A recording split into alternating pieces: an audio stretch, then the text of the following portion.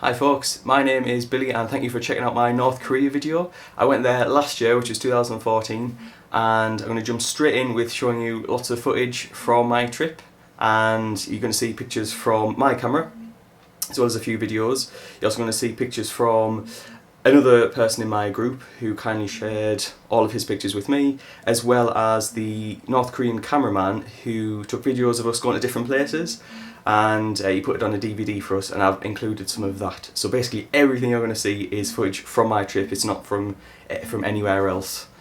So I hope you enjoy. Thank you very much. Warm welcome to the DPRK, the Democratic People's Republic of Korea.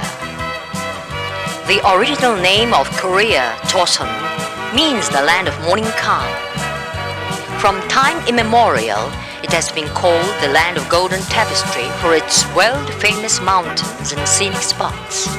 All of you tourists would directly witness, hear and experience real looks of Songun Korea and cherish impressive memories of it.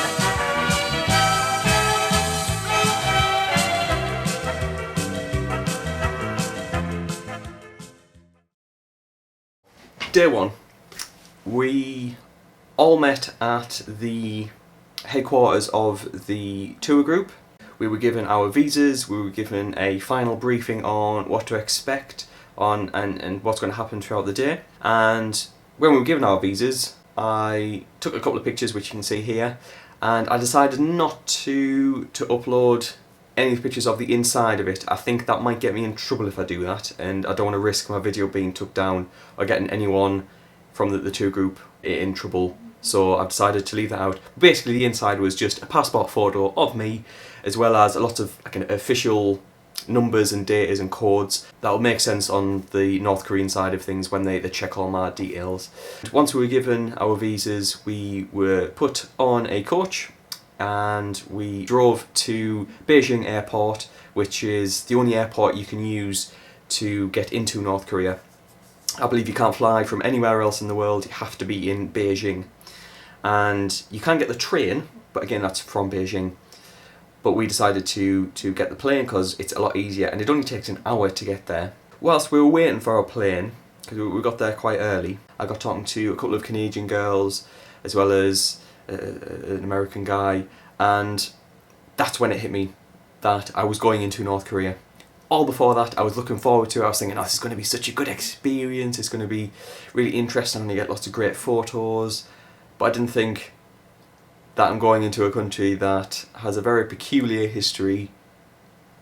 I didn't think about what could happen over there if things went south pretty quickly.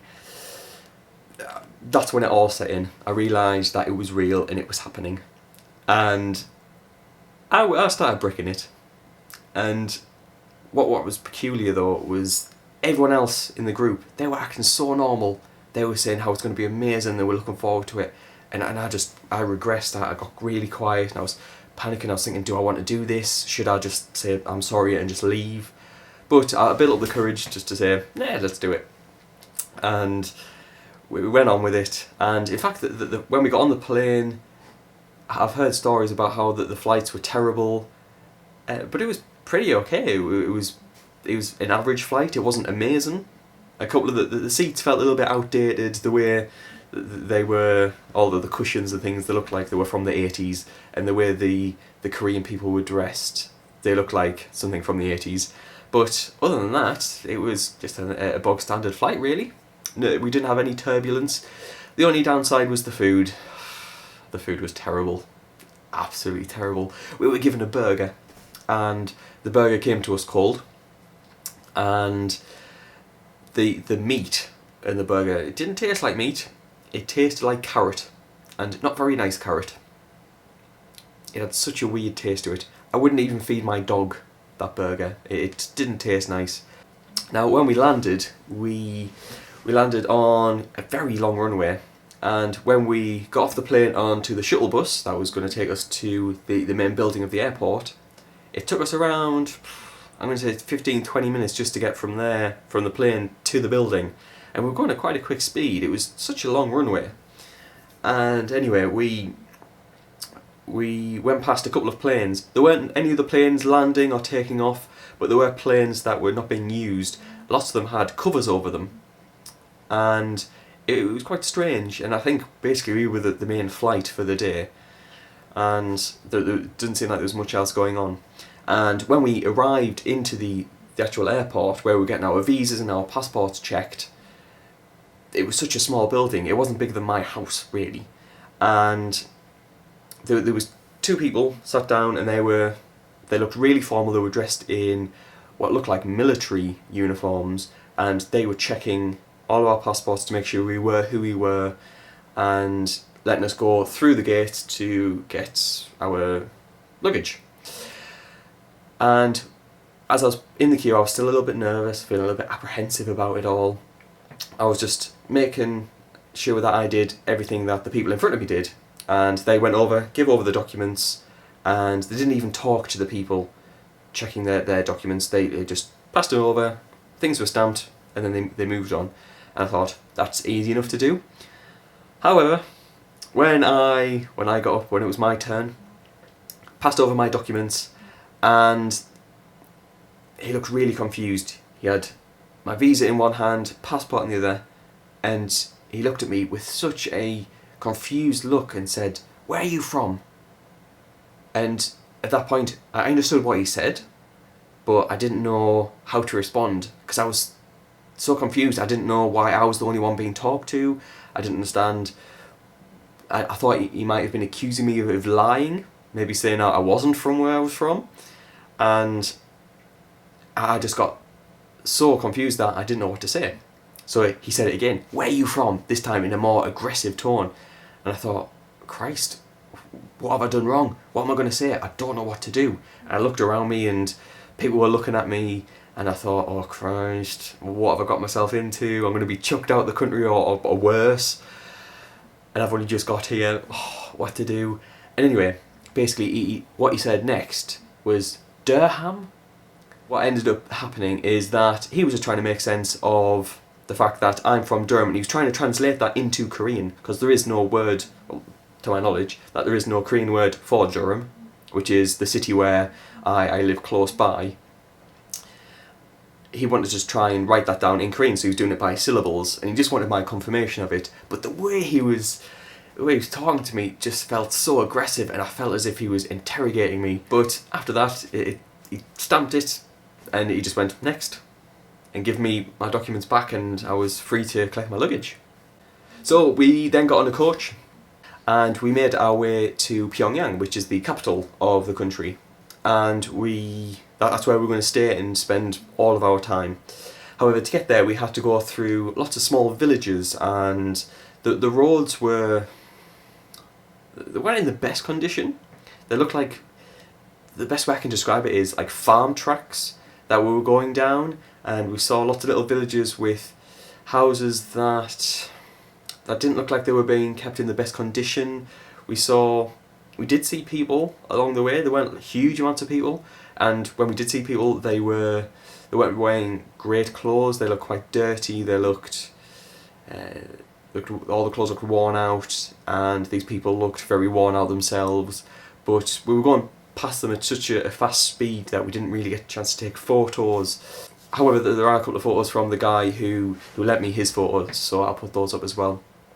But we didn't really get a chance to speak to those or even acknowledge that they were there. The two people were too busy talking about the great side of their country and all the good that their great leaders do, but they never talked about the rural areas of North Korea.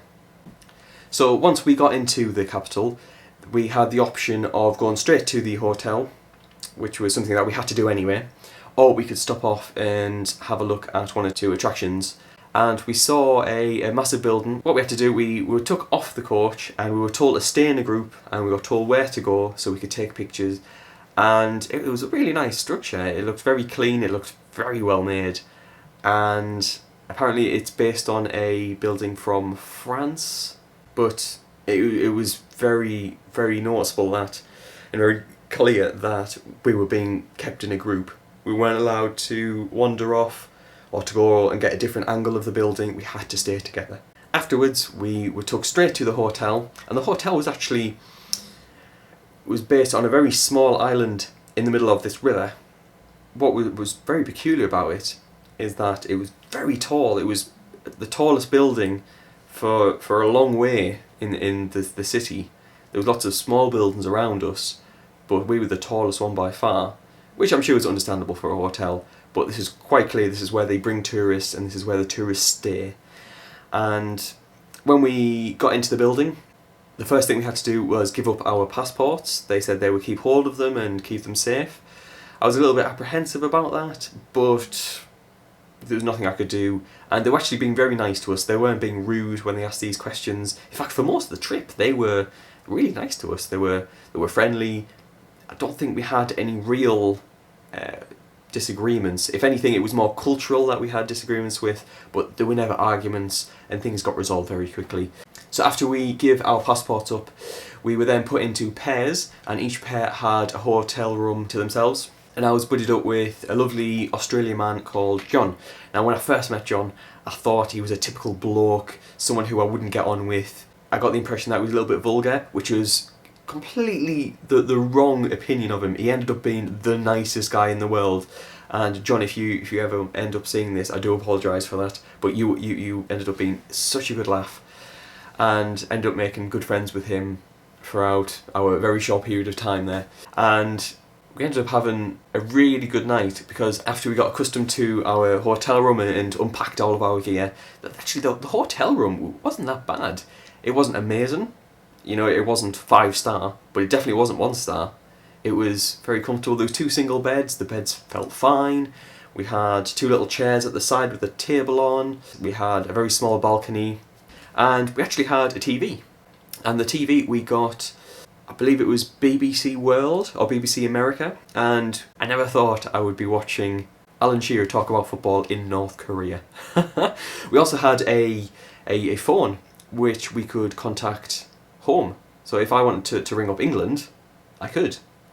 However, it would be very expensive, and it was probably going to be recorded, that phone call, so I decided not to do that.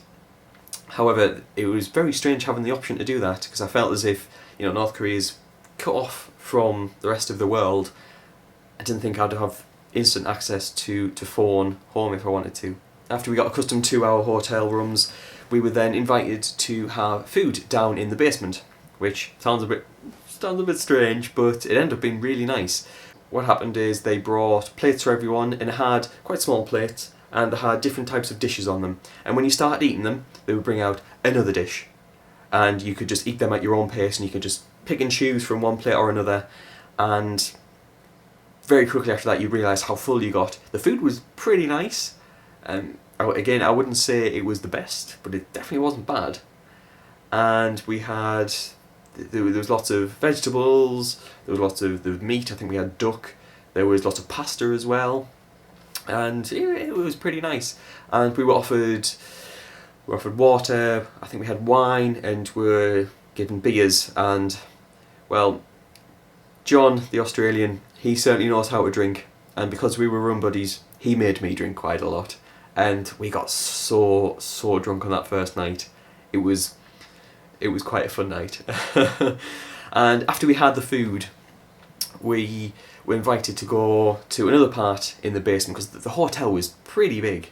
And in the basement, I kid you not, there was a bowling alley. Most of the group went to the bowling alley. Me and John and a few others, we actually had another drink in the restaurant area first, and we just got chatting. After we had drinks, we started making our way towards the bowling alley, and we noticed a room full of pool tables. So we thought, let's go in there and have a game of pool.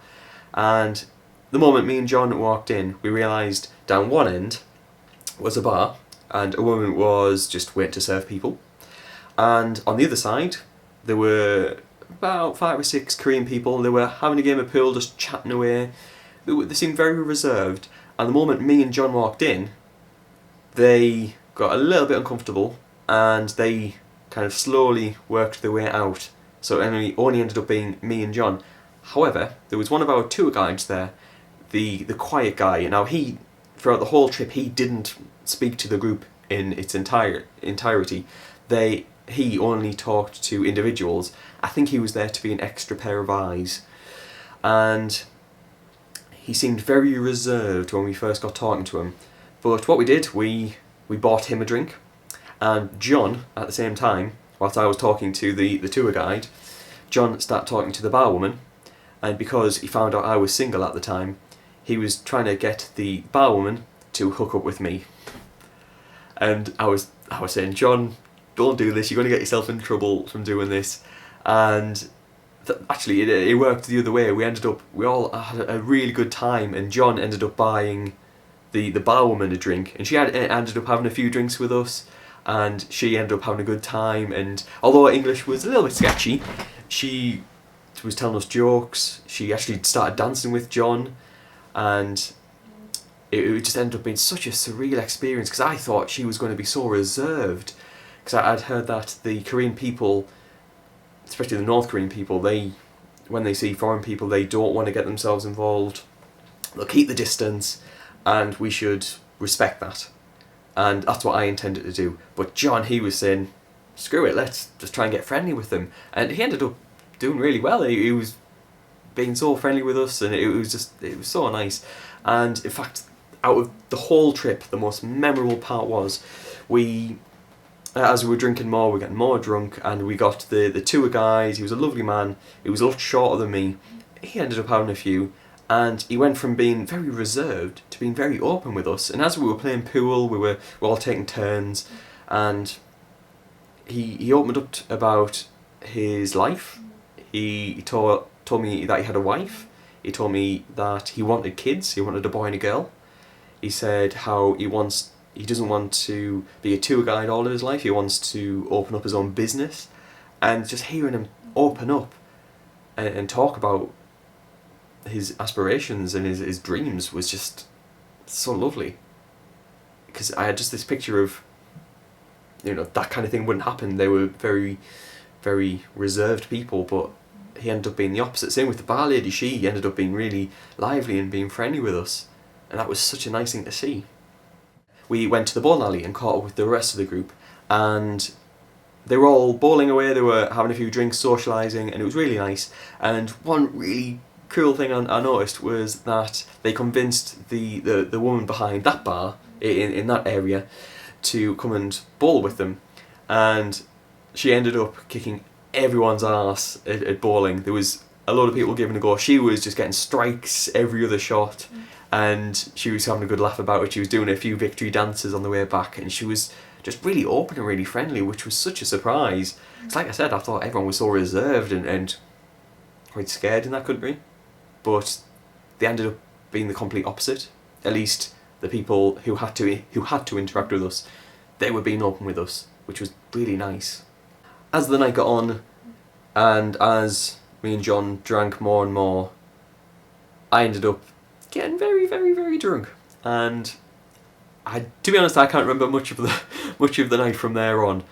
Apparently, we managed to work our way back to the hotel room and fell asleep without causing any trouble, thankfully. But yeah, it was quite a wild night. So looking back on my first day, I didn't think in any stretch that I would, first of all, have really nice food, that the staff would be as friendly as they were. I didn't think that they would be, willing to be as friendly as they were to us. I thought that was such a very interesting thing that happened. I didn't think I'd play pool or go bowling. I didn't think that's something that you did. I thought it was, a lot more strict than that. And to be honest, they were very great hosts to us. I know that there's a lot of problems in the country, and I'm not denying that, but as hosts to us, they were really nice.